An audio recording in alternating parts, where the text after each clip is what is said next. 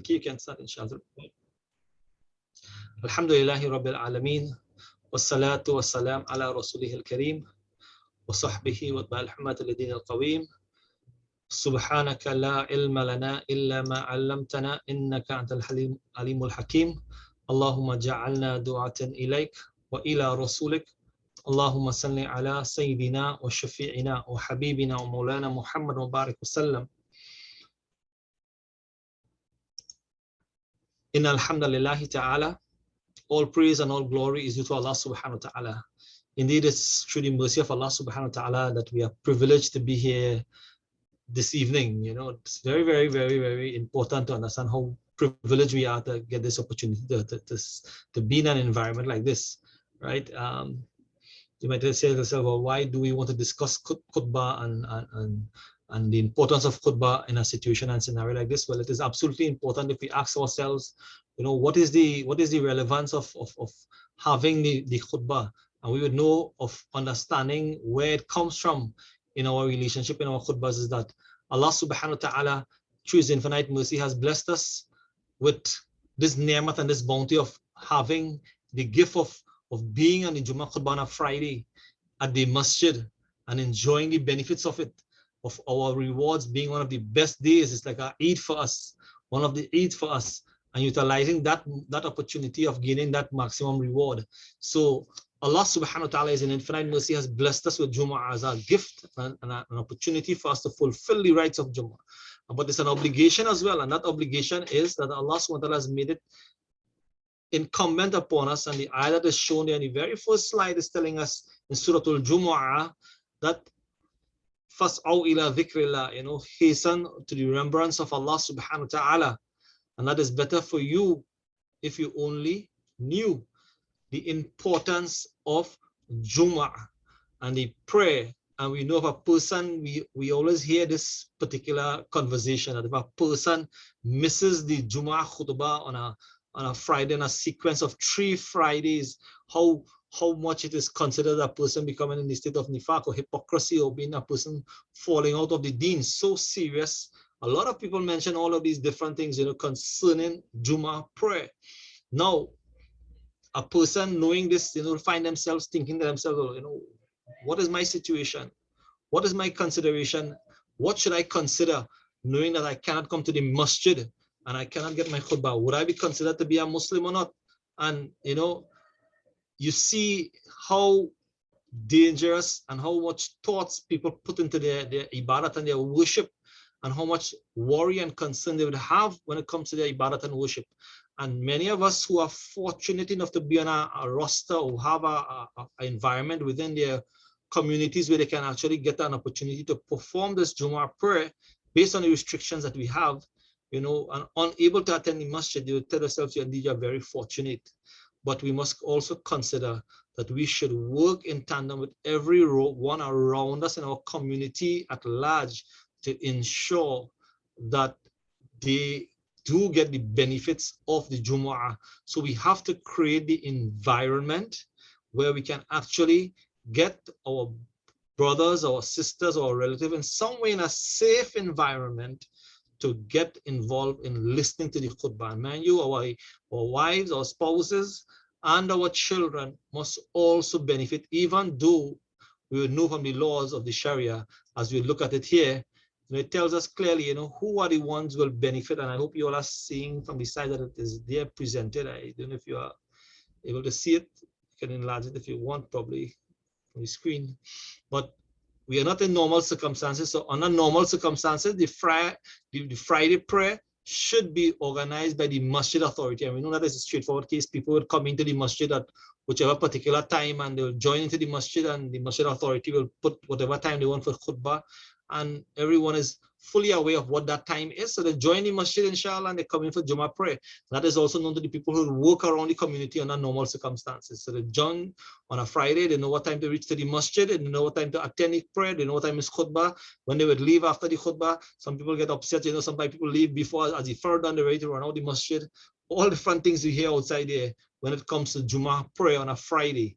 Now the circumstances and the tables have turned upon us, to the extent that we ask ourselves, based on the circumstance that we have, however, due to the potential potential of the prolonged absence of the organized Friday prayer due to the exponential circumstances, meaning individuals may be able to offer Friday prayer at home with their families, meaning based on the qiyas or analogy or consideration of Jummuah is superior to Dhuhr. And this is the only, it's not even a dalil. This is the only consideration based on the circumstance that we have. We are working with this. There's no other where we can say, well, prove this some Quran or Hadith that what is Jummuah in place of Dhuhr.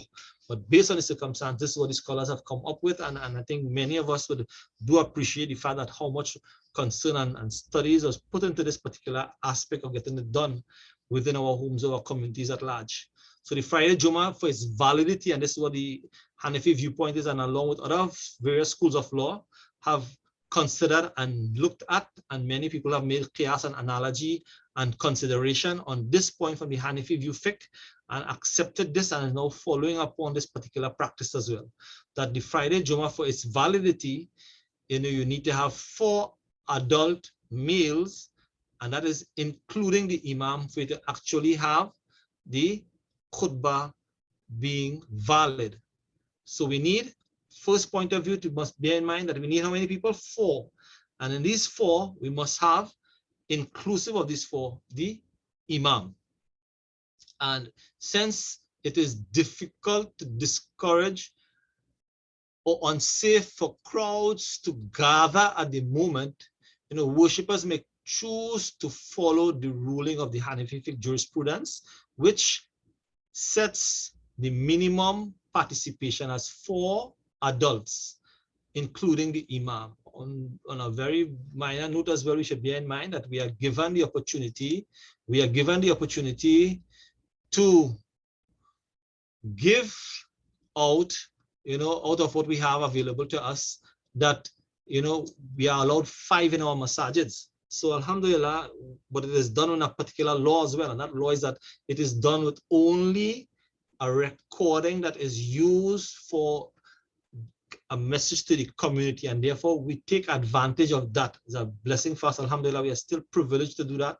But no one should take advantage of the situation and overcrowd your masjid and do anything on foot in a way that is going to bring the masjid to disrepute, and you lose the opportunity of having the masjid being serviced for the Friday prayer. So we do not want to take any chances beyond what is given to us.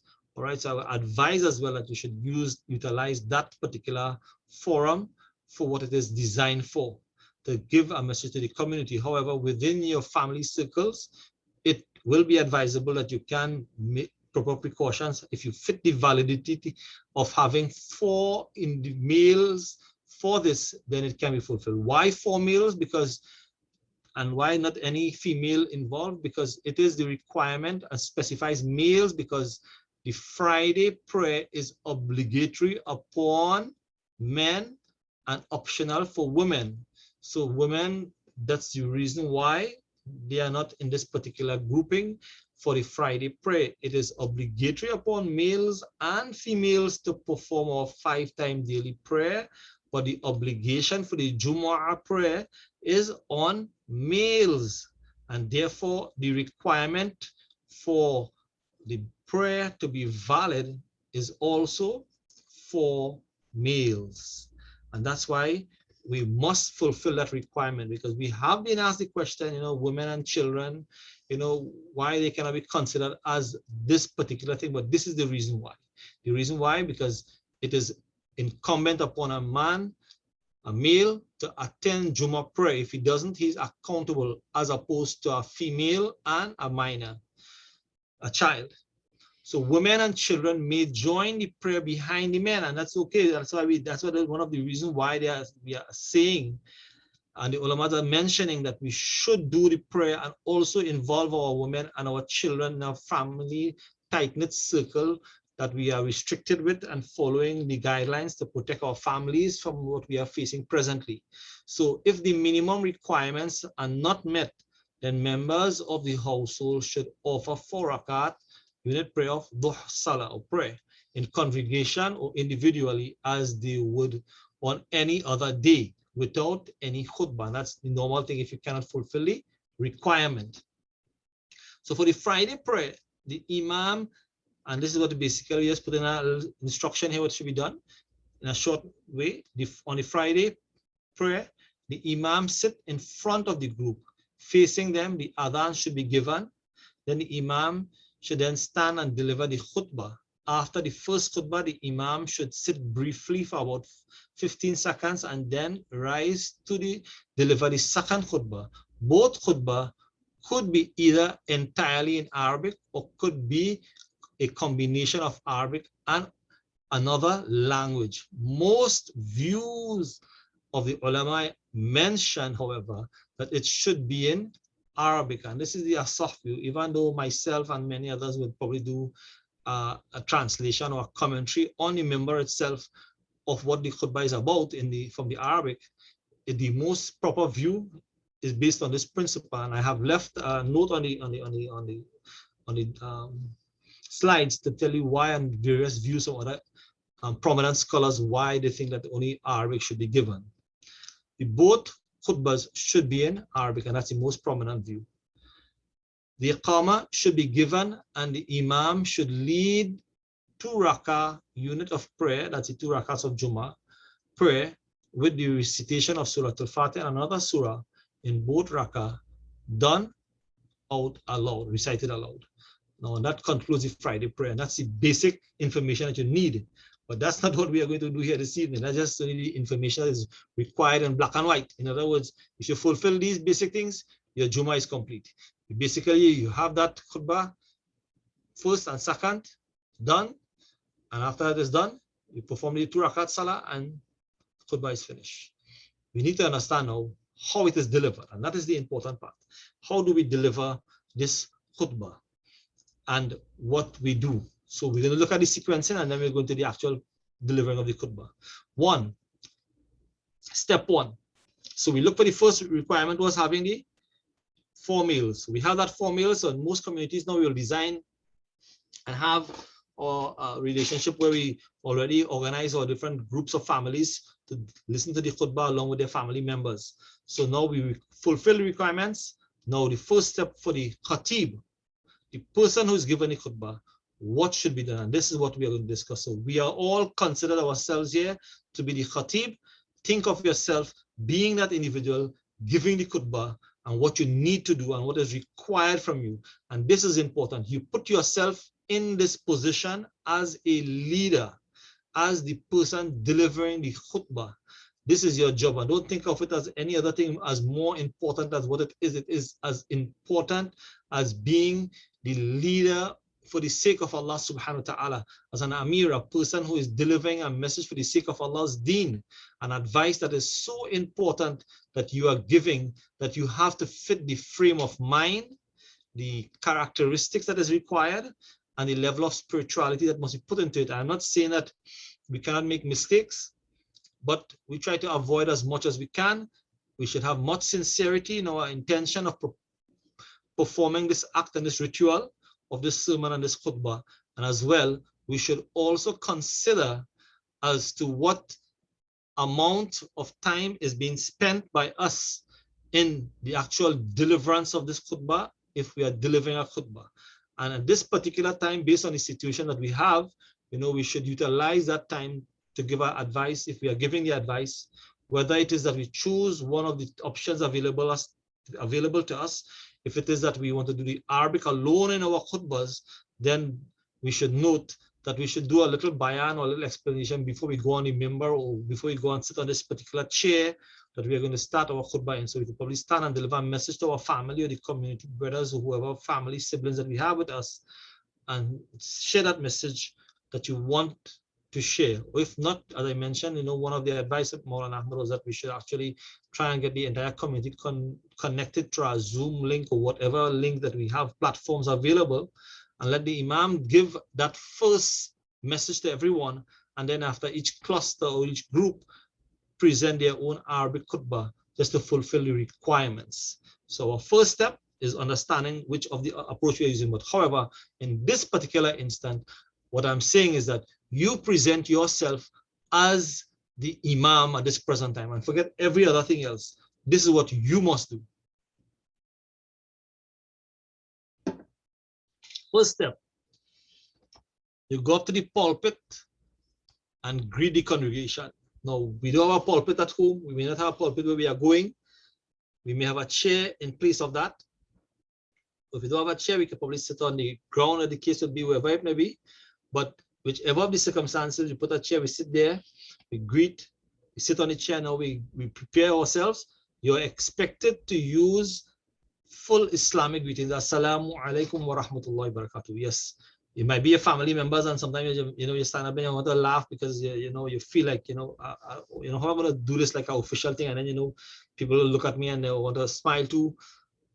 This is not about a smiling thing. This is about a ritual for the sake of Allah subhanahu wa ta'ala. So you're going to give this khutbah, you give the salams with the level of greetings that Allah subhanahu wa ta'ala's peace and blessing will be upon everyone who's sitting there. And after saying this, you sit down on the chair, what you may have there, whatever you're utilizing as for you to sit. And then after that, now the khatib sits down and the muadhin will do the adhan. Now the adhan here is basically one adhan. You're not going to be at your home and sound out the adhan for the entire community around you to come to Jummuah prayer, because you don't have Ibnul Am, you don't have permission for anyone to enter your place. It's just only those who you are restricted to. You are giving this adhan just for the rites and the rituals of the Imam delivering the khutbah. So you ask yourself, how many adhan? Just the Imam who is going to be there. At this point in time, you give the adhan, this one adhan at the member or the chair that you're sitting on. So the muadhin, the khatib yourself is sitting there.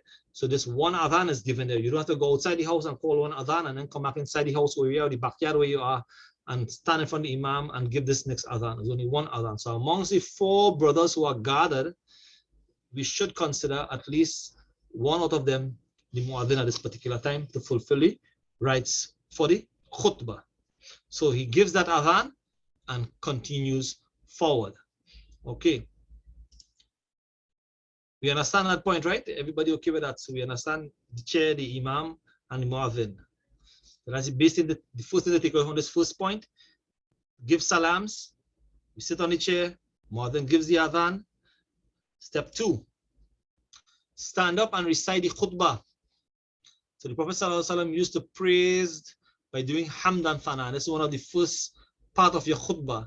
There should be hamd and thana before starting the khutbah. Alhamdulillahi nahmadahu wa nasta'inu wa nastaghfiruhu wa na'udhu billahi min shururi anfusina wa min sayyiati a'malina ma yahdihillahu fala mudilla lahu wa ma yudlil fala hadiya lahu. Wa ashhadu an la ilaha illallah wahdahu la sharika lahu wa ashhadu anna Muhammadan abduhu wa rasuluhu. Important. This is the hamd and thana, this basic requirements. So you're only member, you're giving the khutbah now. This is the first part of the khutbah. You must have this as a prerequisite in the fulfillment of the khutbah, the hamd, the thana, I would say. So we understand the second point. Very simple. It is for the khatib on the members standing and delivering. The first part of his khutbah is based on the hamd. Second point to bear in mind here is that I think I had a mix up here with this here, right? So we go to the next point. Stand up to recite the khutbah, and then third point here is to recite the verses of taqwa, piety. You can recite any verse that will call people to be God-fearing and pious. So the verse commonly read is any of these here. You could use 3:102, Surah 3 verse 102, Surah 4:1 and 33, 70, 70. Any one of these. So any ayat you could choose any ayat and recite. I just put this particular one here. Ya ayyuhalladhina amanu. Ya ayyuhalladhina amanu taqullaha haqqa tuqati wa la tamutunna illa wa antum muslimun. You can replace it with any verse that you choose and place it in here and deliver it in your message. All right. So the first one was the thana, the hamd. Next is the verse or any other particular point you want to put in here as well now again.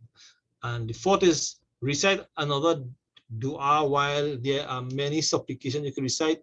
A common one is that you read in usually about bid'ah and innovation. In Sahih Bukhari it mentions, ma yahdillahu fala mudilla lahu wa yudlil fala hadiya lahu wa ashhadu an la hadiya lahu inna asdaqal hadith kitabullah wa ahsanul hadiya hadiya Muhammad وَشَرُّ الْأُمُورِ مُحْدَثَاتُهَا وَكُلُّ مُحْدَثَةٍ بِدْعَةٌ وَكُلُّ بِدْعَةٍ ضَلَالَةٌ وَكُلُّ ضَلَالَةٍ فِي النَّارِ. Now you could recite this, you don't have to, but it is just part of show that you're talking about what you are giving as the message, and the advice is that it is pure and only from Allah and His Messenger. This is just to remove any type of level of things that you could say that is contrary to the deen. That is all this is about. It's not necessary, but it is part of what we would like to share with those who are with us, that what you are speaking is from Allah and His Messenger. And then, amma ba'd, we recite that and we can deliver any other piece of nasihat or advice. So that advice now, you start your khutbah with whatever you want to use in English. Now I'm saying you can do it or not. Now, as I mentioned, if you choose to do your English whilst you are standing there in the khutbah, this is the approach you take. You recite those 3 points, the hamd, then you recite the aspect of where you show in your dua of any type of bid'ah or anything like that. You're totally pure and khalis and clear from that, and it's only Allah's word and His Messenger words you are mentioning. And then you start by mentioning any verse of Quran and give one hadith. And this is very simple. You know, you go to any chapter or topic in Riyadus Salihin, if you have that book, it is a source where you can get both Quranic ayat and a hadith as well. All right, so if you have Riyadus Salihin, Mishkat, or any topic, so you can choose a topic and deliver it here. Now I'm giving you these steps and approach so that you can understand how simple it is to design your own khutbah and make it very simple, and do not stray into anything that you don't have any knowledge about. That's why you can just quote an ayat of Quran and you quote a hadith and you finish. Don't speak about things on a member that doesn't relate to the member and the benefit of the community. Don't talk about politics and politicians and all these types of things. Don't talk about who mismanaging what or whatever and thing on the member on this particular platform. Don't talk about people who you feel will cause people to get COVID and this one will get that, and you talk about anybody else's business on the member. No. You're here, as you mentioned, you only talk about Allah and His deen. Your advice is to give people encouragement to maintain their relationship with their Lord despite the circumstances that we are facing. So give some advice in this particular time on that particular subject. If you want, I can always share some verses with you and some hadiths with you if you want, on any other subject matter that you feel. Like, for example, you could talk about patience, you could talk about the reward for maintaining good worship with Allah, or the reward for reading Quran, you could talk about the reward for maintaining cleanliness in this particular time. So much things you can speak about in any reference, and to help people be encouraged to do something while in this particular situation. And I would say encourage people to do a lot of dhikr and Quran in this particular time that we are living in, because this time is not as simple as we'd like, and we need to be connected to it. All right, so we need to find out for ourselves how we can actually relate with it and get ourselves connected to a khutbah like this. So if you're doing something, do it simple, no fancy thing. And this is how you can do a khutbah that is totally simple again. So I want to remark these 5 points very quickly with you so we can look at it again. 1, go up to the pulpit. 1, you go to the pulpit, and meaning your chair, as this case would be, you sit after giving salams, and your member from amongst the group that you have will call the adhan. Then you stand up and you do what? You deliver the sermon. And delivering the sermon, you start with hamd. And this is the hamd here, you have the transliteration. After that is done, then you do what?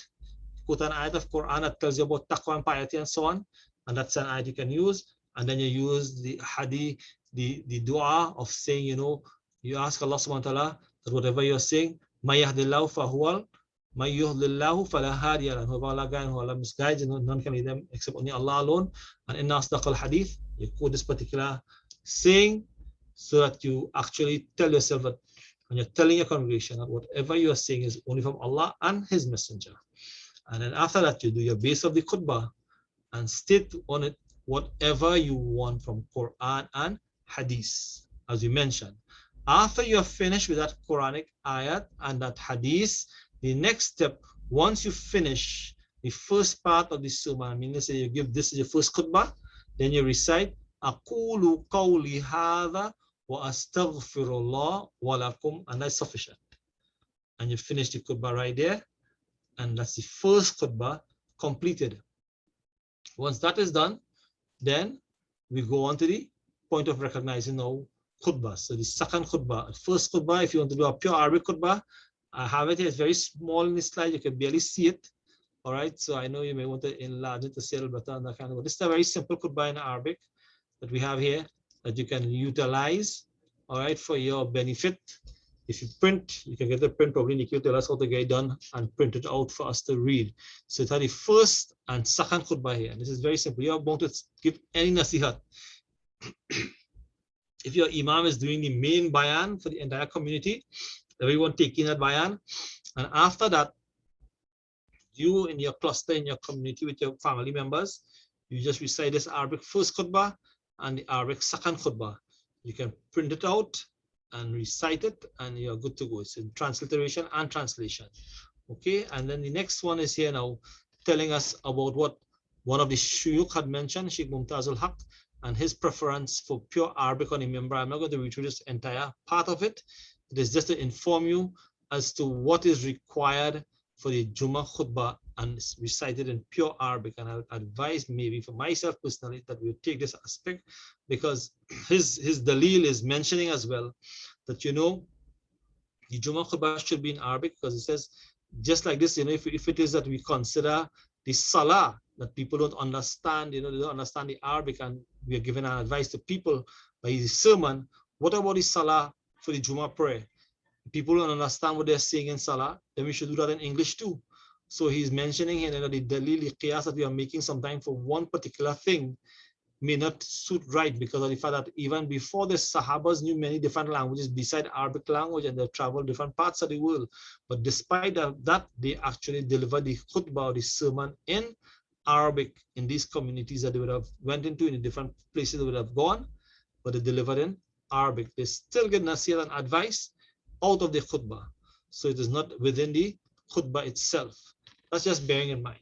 Now, I've given you a number of small khutbahs. First khutbah here, very simple again. So that one was 1 and 2 in one page. I'll give you another option again here. Inna alhamdulillahi nahmadu wa nasta'inu. That was the transliteration in Arabic. These are pure Arabic. If you want to use this, it's very simple, very short. You deliver this and you're good to go. Inna alhamdulillahi nahmadahu wa nasta'inu wa nu'minu bihi wa natawakkalu alayhi. ونعوذ بالله من شرور أنفسنا ومن سيئات أعمالنا من يهد الله فهو المهتد ومن يضلل فلن تجد له وليا مرشدا ونصلي ونسلم على محمد وعلى آله وأصحابه إلى يوم الدين أما بعد فأعوذ بالله من الشيطان الرجيم بسم الله الرحمن الرحيم والعصر إن الإنسان لفي خسر إلا الذين آمنوا وعملوا الصالحات وتواصوا بالحق وتواصوا بالصبر أقول قولي هذا أستغفر الله لي ولكم ولسائر المسلمين إنه غفور رحيم. Simple, easy to do first khutbah in Arabic, and I'm sure that way you're sure you get to know from any kind of challenge from anybody. And if once you can read your Arabic, you're good to go. It's easy. Practice it. If you're not in tune with the Arabic and you want to do a transliteration, make sure you get someone who will give you the actual proper pronunciation of the Arabic words. So at least you'll have that in line. So you give proper pronunciation of what you're reciting as much as you can. All right. Next one we have here, first and second khutbah again. You know, and this one is for first khutbah and the second khutbah. Alhamdulillah nahmadu wa nasta'in wa astaghfiru na'udhu billahi min shururi anfusina. Wa nastaghfiruhu wa nu'minu bi natawakkalu alayk. ونعوذ بالله من شرور أنفسنا ومن سيئات أعمالنا ما يهدي الله فلا مضل له وما يضلل فلا هادي له وأشهد أن لا إله إلا الله وحده لا شريك له ونشهد أن محمدا عبده ورسوله عباد الله رحمكم الله إن الله يأمركم بالعدل والإحسان وإيتاء ذي القربى وينهى عن الفحشاء والمنكر والبغي يعظكم لعلكم تذكرون اذكروا الله يذكركم وَدْعُوهُ يَسْتَجِبْ لَكُمْ وَلَا ذِكْرُ اللَّهِ أَكْبَرُ. Second khutbah. So in this particular instance here, you had a first khutbah and a second khutbah in Arabic. Very short, very simple. just for you to print and recite. The first sitting and the second sitting. Between the first sitting and the second sitting, this is how you deliver your sermons in Arabic. Easy to get away with anything here because you have no such a rehearsal of a bayan or a message or a send during your khutbah. So you get, and especially if you are new to the job, I would say if you stick with this plan, at least you'll have confidence in delivering a message of the pure Arabic and getting through your khutbah without having least amount of mistakes or least amount of mess up, as we would say, the difficulties in it. So this may be the best approach for beginners to use pure Arabic and then introduce some of the English in a bayan format before or after the khutbah. Or if not, that the Imam do his one and then you do yours afterwards in the pure Arabic format. As well, we like to look at a full, if you want a full khutbah, the second khutbah, this is second khutbah. Your first khutbah, you can use any format that I mentioned above and deliver a long message if you want. But the second khutbah, you can use this format here that I have, which is the pure original Asl second khutbah that you can use, which is of 2 pages. This is it here. You can print it out. You'll have the actual khutbah on a Friday, normal length khutbah. You don't have to, once you get into the Arabic here, very simple, very easy. That's one of the part of the second khutbah, and this is the second part of the khutbah here for the second khutbah. So these 2 slides will give you the entire second khutbah for the Jummuah prayer on a Friday or any other khutbahs for any Eid or whatever it may be. But this is the standard second khutbah that one can give in Arabic, and it will work fine. I know some of the brothers may have the view and the opinion that you can do probably a nasihat in this second khutbah as well. But for the purpose of making ease for all of us, it is best that we go in this direction of either doing a full length second khutbah with a full bayan or khutbah in the front if we want, whichever length of khutbah we want to give, using the sequencing that I have mentioned above. All right, so basically this, my dear brothers, is what is important for us to recognize how we could go about the approach in delivering a sermon. And I would like to reiterate again, I've given you 3 options available here. The first option is understanding your sequencing, and this is very simple, the steps and the rules to follow to get through your khutbah. All right, you need to get through these 5 steps basically.